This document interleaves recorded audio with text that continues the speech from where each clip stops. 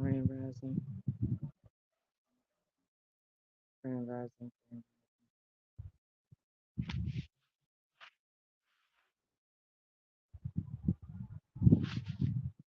I'll give it a second to see if anybody come in.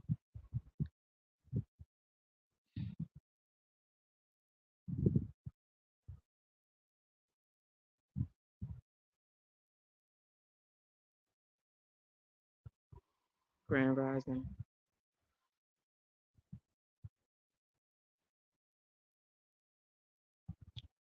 If y'all can comment in here, let me know if y'all can hear me clearly because I'm outside and the wind is blowing. So if the sound is messed up, please let me know.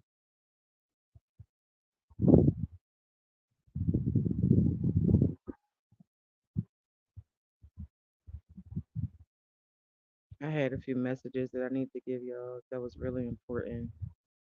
I forgot half of them, but I feel like if I keep talking, then the memories will come back to me. Um, I'm really irritated right now, so I'm trying to do something positive so that I won't be constantly focusing on what's pissing me off. So let's start off with the mushroom trip I went on the other day. So what I'm noticing, the theme of my trips lately have been on repeat. It's a lot of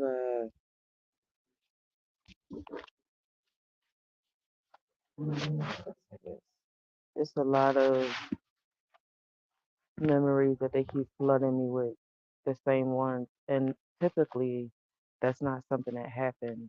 Whenever you go into the mushrooms, you go into different places, different memories. Rarely do you ever have the same information come to you unless it's important. So I'm taking this. Oh, can y'all hold on for a minute, please? It's a little chilly out here. I'm about to put another coat on. Be right back.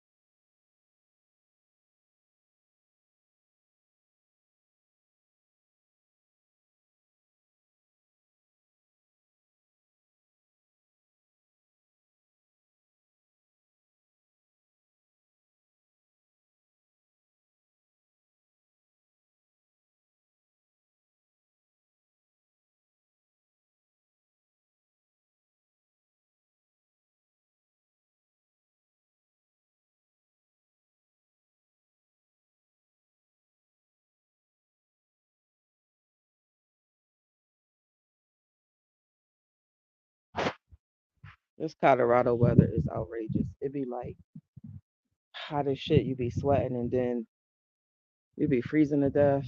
Lord, even just sitting on a porch, like, oh my goodness. So anyway, I was trying to sit out here and sit in the sun and get some sun gazing going on and try to get uh this energy away from me. So I know I'm supposed to be telling y'all. I wanted to actually have this scripted out. I wanted to um give y'all this message with visuals. That's not an option right now. So I want you to really, really, really listen to me and pay attention.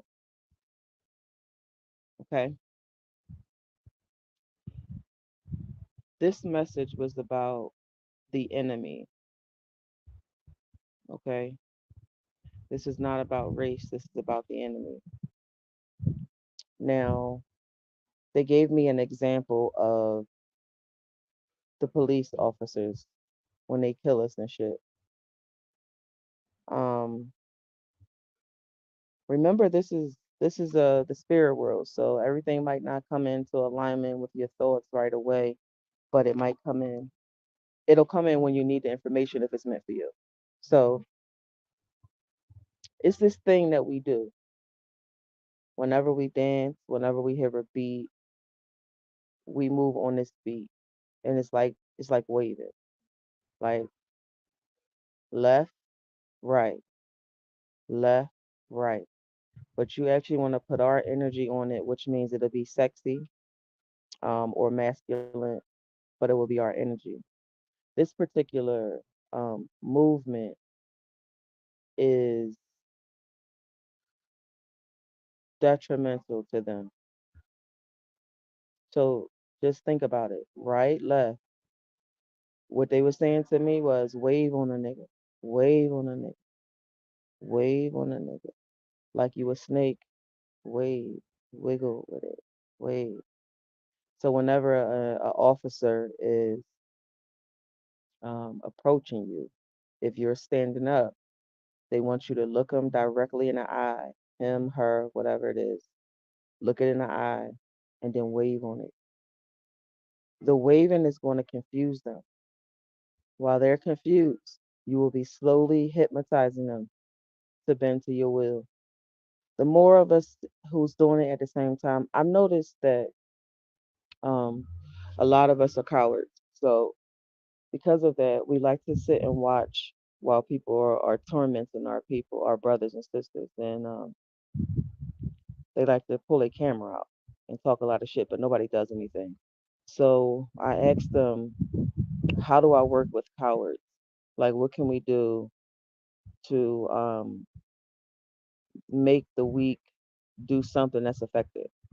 And and they showed me this hypnotizing, this hypnotherapy that you can do to bring them to your will, to bend them to your will. And that's what that wave on them is. Wiggle with it. This makes sense if you could look at it like hmm damn. No matter how I break this down, it's gonna sound racist as fuck, but it's really not about race at all. It's about the enemy, whoever's trying to subdue you, who's trying to hold you or keep you captive or enslave you.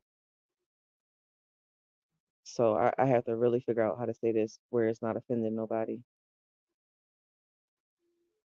But if so, say is one person and the police is harassing this one person, and this person starts to do this movement that I'm telling you, right, left, right, left, like a snake, wiggling like a snake, right, left. You doing that in front of the cop while the cop talking to you. Somebody else standing next to you or see you, they come over there close to you and they start doing the same thing. Somebody else, they start doing the same thing, the same thing. It is hypnotizing them. It puts them in fear. Now, you don't have to believe me, but I'm always right. I'm always right. And I no longer have any desire to doubt myself or what I'm telling you. So you either believe me or you don't. But in um, a massive number of people doing this can create great results. Um, or even one person who's really capturing the eye, cannot let that eye go. So if you're doing this enchantment, you have to make sure you're looking at the person that's trying to bend you to their will and their eyes, and don't let it go. Don't lose that lock. So that's one thing that they was telling me. Okay. Now the next thing they was telling me, oh, come on, here you go looking. Come on, Rob, light it up. The next thing they was telling me is, it's a million plus interracial relationships in this country, and because right now in this life I'm tied in with my native land people, and that's the vibe I'm on right now. And being on this vibe, I seek justice for my people, the ones who are not here anymore and the ones to come. I seek justice. I seek the retrieval of all properties taken from us. That's my goal. My goal is to receive all of my men out of prison, all of my men out of prison. I don't give a fuck what they did. I will deal with whatever crime they did that they actually did. Me and the collective will deal with them. It is not for you to have any access to my men. So that's where I'm at right now. And I'm looking at all of these interracial relationships. Y'all know that my children are involved in this too. And my girlfriend kids are involved in this. It's like it's in every household now. And I watch them when I'm around them. I watch how they function inside of these families that their blood doesn't match. And it's interesting to see how the main design, the long game, is playing out in everyday life, and I can see it. And I notice how they insert themselves in and they try to be down and clingy and want to be a part of the family. Um, y'all know that I had these people that we met in California, and I really like these people, these empties, and and I was like not looking at color or anything like that. I was looking at the vibe, and I really like thought these people were good people. And I don't know if y'all remember my uncle Billy. My uncle Billy passed away when I was 11, but he's squad. That's my security detail. So um he kept on doing stuff so that I would get away from these people. And I was like,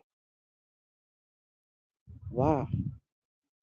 And it wasn't until a few days later when something was revealed to me and I said, "Oh my God, I fell for it." So the lesson in that was we think it wasn't them, it was their ancestors. It's not how they really feel. It's not them. They're not like that no more, right? They are, this is a new world, a new time. All these excuses we give, and in the blink of an eye, the truth will be revealed. And I used to feel so bad, like, with my people. I used to be mad and angry, like, how could y'all fall for this shit? How? How can you let a weaker energy succeed over you? It's deplorable. And I used to say, how can you be so weak? Y'all know that I use that word a lot, weak. But in fact, I was the dumb one. I fell for it. I fell for empties, acting like that they really cared, like they was interested, when all they wanted to know was how much I knew. They wanted to see if I knew how to access certain portals. If I knew how to get them in a place where they wanted to go. It was awful. I was missing it all. And I said, if I could miss something like that in my face, me of all people, always sharp, stay ready so I never have to get ready, fell for it. Hmm, then was my ancestors really weak? Were they really? I mean, how many of your children can you watch be hung and tarred and feathered and all that shit before you give in? So, it's just a lot. It's a lot that you gotta be aware of and remember when you approaching life the way I am in this particular uh, life cycle I'm in right now. I know that was a lot, but they were showing me that we wanted them to be in the family and close. we were trained to move with the enemy. Not all of us, but there are particular leads in each family where they have infiltrated. And we're here in these families specifically.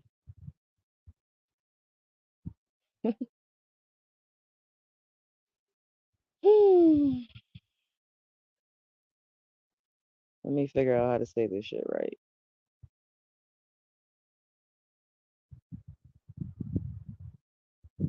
It's like, okay, how about on After Earth? Did y'all see After Earth with Jaden and Will Smith? Will Smith had conquered his fear. He never allowed anything to put fear in his heart. And so it was one part of this movie where he stood out in the field and the beast was out there and he just stood there. And when the beast came up on him, he killed the beast. He never ran, he never hid, he didn't duck. There was none of that. He just stood there. And when the moment was right, he struck beast.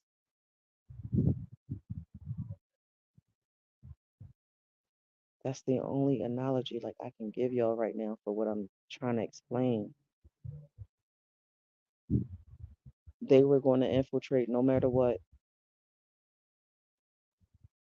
They are going to infiltrate no matter what.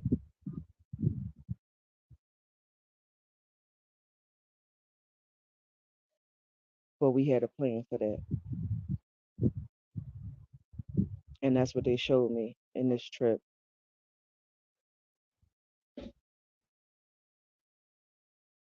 It's just crazy how we have all these plans and we're associated with all these contracts for here and we don't remember them, but we still moving in the um formation that we came here. Oh, I'm sorry, I didn't even see y'all over here.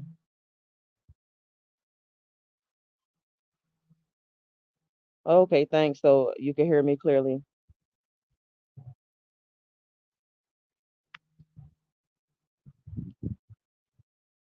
So anyway, we had a plan for that. And they showed me that um it was really important that I uh told y'all to wave on a nigga. I don't know why it's coming out like that. Wave on a nigga. Then they showed me they did like a few examples of how okay, yeah, they told me to give y'all this example. Stevie Wonder. Whenever Stevie Wonder is um playing on the piano and he's singing and stuff. What is he doing? He's going right to left, left to right to left, left to right?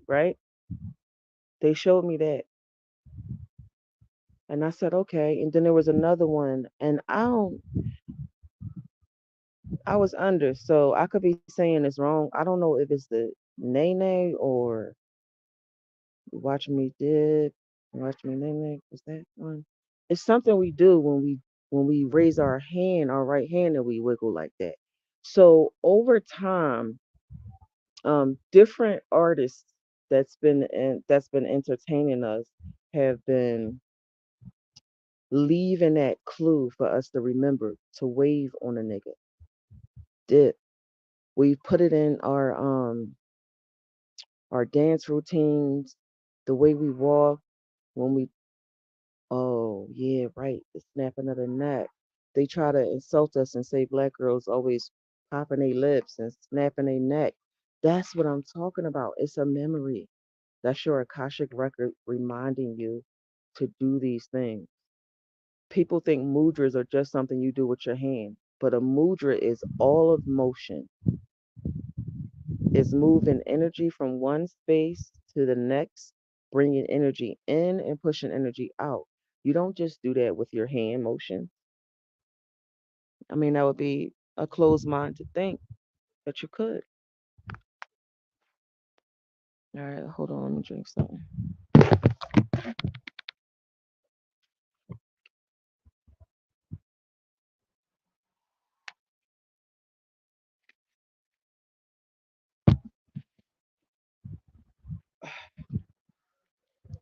So I told y'all two things that women they wanted me to tell y'all. I forgot the rest. It'll come back, I guess. But that was really important that the infiltration is going to take place no matter what. So you got to plan for that and you got to move in it and don't get caught up in the spell. Like, never forget. Never forget. You know, the same way they don't let you forget about the Holocaust. 'Cause the Holocaust was the worst thing that ever happened to mankind, right? They won't let you forget about the fucking Holocaust, but you can't talk about what's been done to you and your people. So I'm reminding you, never forget. It don't matter what role they're playing in this world right now. The blood is still the blood. The blood is still the blood. And it would have to be up to them to make the choice not to be the deviants that they are genetically. Um, I don't know if I talked to you about this before, but it's this show called Superstition on Amazon Prime, and it's done by Mario Van Peebles. I like how Mario Van Peebles did that. If you've seen it, if you didn't, then mute me for a minute. But I like how Mario Van Peebles did his enemies when they had a battle. He had the enemies being all races. It was all races, all types of people, and all types of energy. It was actually remarkable how he broke that down, and he still was able to show that we have the power to put ourselves back together again. You know, when they cut our body apart and tear us down and shit. It was a really good. It was a really good television series. They of course ended it like they did the other one, y'all, like that witchcraft thing, uh, that HBO one, whatever that shit was called. But there's also something called Terra Lake on Amazon that if you are about your tribe, if you're about your bloodline and your native roots, you might want to watch that. I don't care how low budget that shit is. You need to watch it from the first episode to the last episode. It is a direct visual of what I have been telling y'all about for years. The return. The return. Now I keep telling y'all, return, return, return. Them ancestors is coming back hot and heavy. Hot and heavy. And the way that this particular show breaks it down is remarkable. It's remarkable. And wow, this actually goes back to my talk to y'all about the infiltration of the others, right? If y'all go to, I want to say it's season 3. Yeah, season 3. So this is the season with the on Terra Lake, the season with the black woman with the locks in her hair and her white husband. This is the season I'm talking about. This particular season is a direct translation for all the ones who are currently still asleep.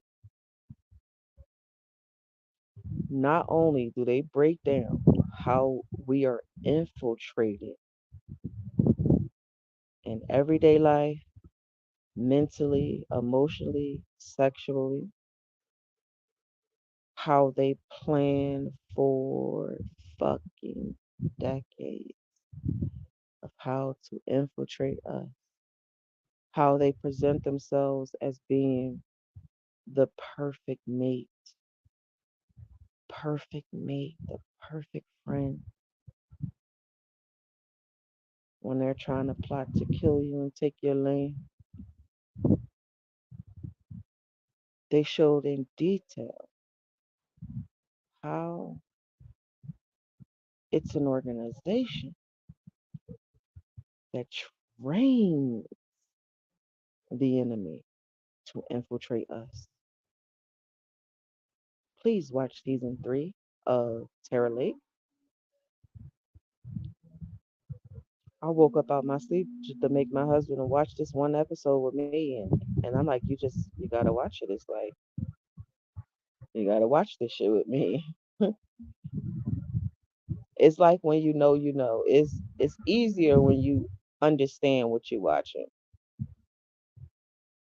because a lot of people say, well, that's not how my situation is, or that's not how it is all the time, and you know, and it's okay because we had a plan for that. So remember to hypnotize your enemy. Right, left, left, right. Wave on 'em. Wiggle with it. Never lose contact with the eyes. Keep looking. Keep looking. Don't break contact with their eyes when you're doing that. So that is all that I remember from my um, most recent mushroom trip. Uh, you lose it pretty fast if you don't write it down. But after I go through the uncomfortableness of going on my journey, I really don't feel like writing nothing. So I'll remember it when this time is right. Um, I want to talk to y'all about the trip, and